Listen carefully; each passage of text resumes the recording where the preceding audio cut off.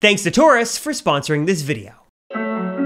Apple is going to cancel the iPhone and replace it with this. Wait a second. I know this sounds crazy. Trust me, I've read your comments before, but let me tell you the truth.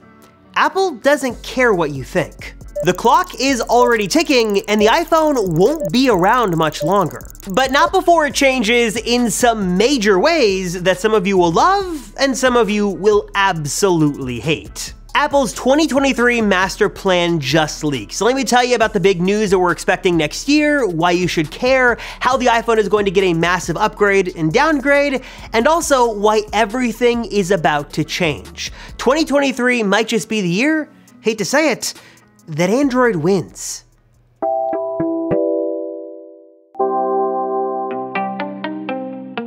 Now, before you start commenting down below, let me answer this question right off the bat.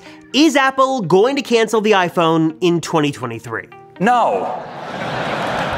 Of course not. The 14 Pro is selling really well, Apple's got big plans for the iPhone 15, and the iPhone still makes Apple a whole lot of money, billions and billions of dollars every single year. So what's with the title of this video? Well, as popular as the iPhone is, and as great of a phone as it might be, the gravy train and its heyday, so to speak, are sort of coming to an end. Everyone who wants an iPhone, basically for the most part, has an iPhone around the world, which means its growth is really slowing down. Now, don't get me wrong, Apple is still making a ton of money from the iPhone, even, this year in 2022, but they know that revenue and growth potential, more specifically, are not going to last forever, which means they need to get ready for something new, something better than the iPhone, a whole new product that is going to entice billions of people around the world that they need to buy one immediately. And I know this sort of sounds crazy, but it does actually make sense. The iPhone, as unbeatable as it seems right now, isn't going to be Apple's crown jewel forever. I mean, just look 20 years ago, if you had told your 20-year-old younger self that the iPod wouldn't be around in a number of years, they would have told you were absolutely crazy. The iPod was the sensation of the world. But now we can sort of see why Apple sort of chose to get rid of that line, because the iPhone was just infinitely better in almost every single way. Sort of the same situation we're in right now applies to that iPod story. The iPhone seems great, it seems advanced, it seems special, but Apple's got something even better coming along that's gonna be basically way better than the iPhone in every single way. And we've already got a ton of details on this product. We know what it's gonna be called, how it's gonna work, even how much it's going to cost, and we know that it's coming in just a matter of weeks. But before we get to sort of the downfall and the death of the iPhone, let me tell you some of the big changes that Apple has in store to save its popularity and make it totally destroy its Android competition. One of the big overhauls the iPhone is gonna receive in just a couple of months is with the iPhone 15 lineup. This is getting an all-new design, some major camera upgrades, some new colors, some new special features. Basically, it's set to be, according to rumors, one of the biggest iPhone upgrades we have seen in like 5 to 6 years. And in a lot of ways, the 15 line is sort of set to fix a lot of the iPhone 14 shortcomings. It's gonna pack more features on those non-Pro iPhones to make them even better. It's gonna have the dynamic island on every single model, while the Pro phones will continue to be more enticing than ever with more exclusive features like ProMotion, the always-on display, a better camera system, better CPU, all that stuff that the enthusiasts really care about and are willing to shell out hundreds of dollars more to have on their phones. And in a move to really compete with the Android competition and make the iPhone Pro series even better and even more pro and get people to spend the money to go with the Pro phones, Apple is set to also introduce a brand new iPhone 15 Pro model that we have not seen before, dubbed the iPhone 15 Ultra. This is set to basically replace the Pro Max version, so it's gonna have the biggest display, the biggest battery, it's gonna have some exclusive features that you probably can't get on the 15 Pro, like the periscope telephoto lens only on this model, and if you want the biggest, baddest, most expensive iPhone 15 you can buy, the 15 Ultra is gonna be the way to go, and maybe has some sort of Ultra exclusive features on it as well, sort of like the Apple Watch Ultra does over the regular Series 8.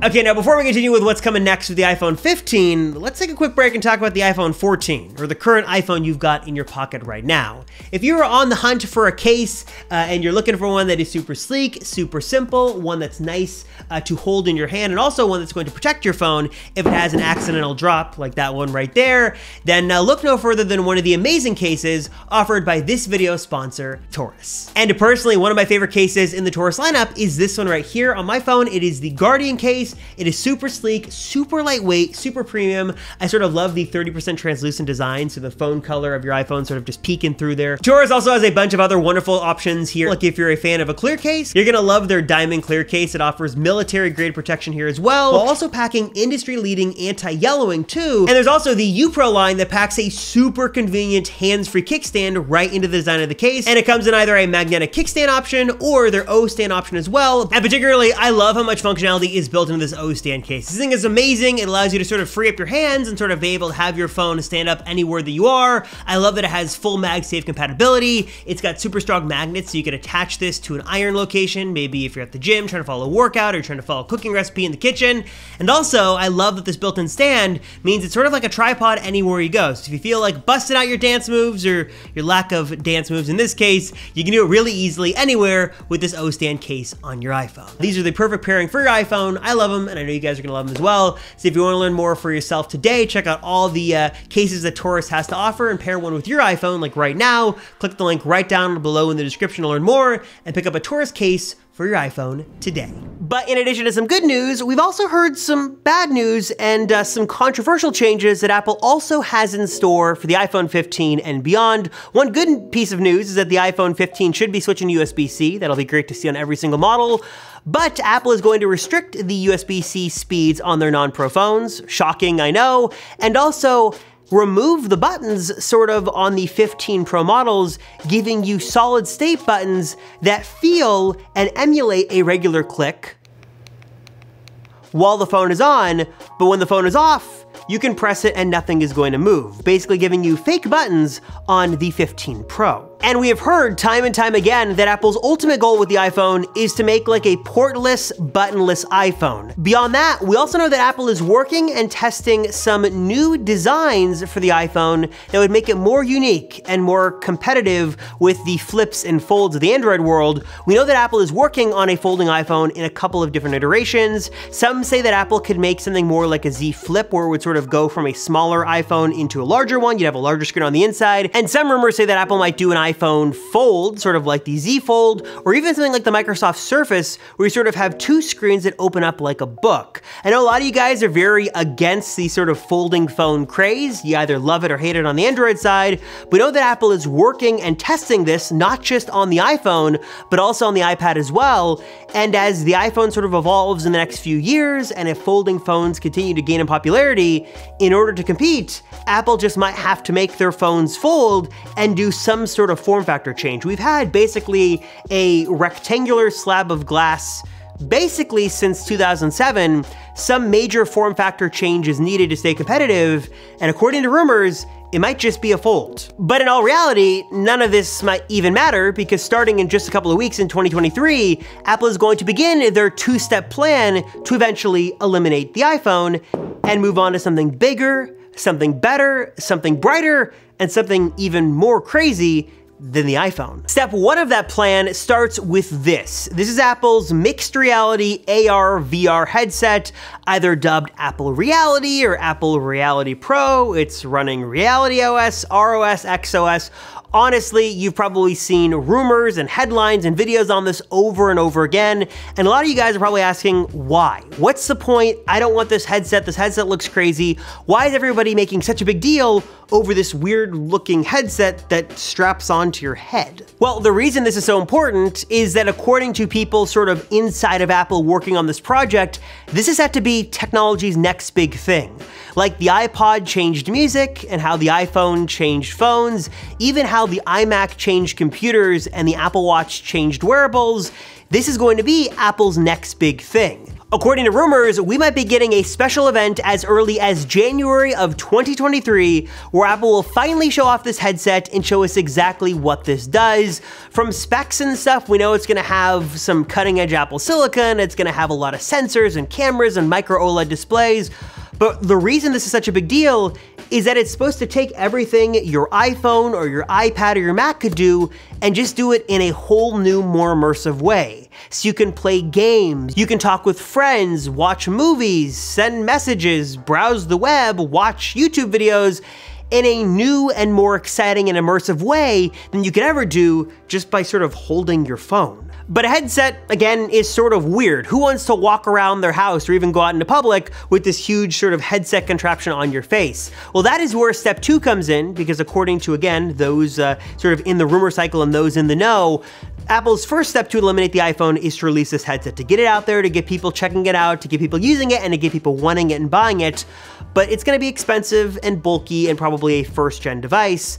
But then, a couple of years later, Apple is going to shift that technology into glasses, whether they call it Apple Glass, Apple Smart Glasses, whatever it is. Basically, they're gonna take that package of the headset, build it into glasses that are sleek, simple, easy to wear, and easy to use. So you basically have the power of your iPhone wherever you go all the time, built right into here, and one that you can basically always see without having to look down or take this out of your pocket and do this sort of thing. And it could sort of be a win-win for everybody. We get this new device that we love, and we get to interact with friends in a whole new way and interact with our lives and our tech in a whole new way.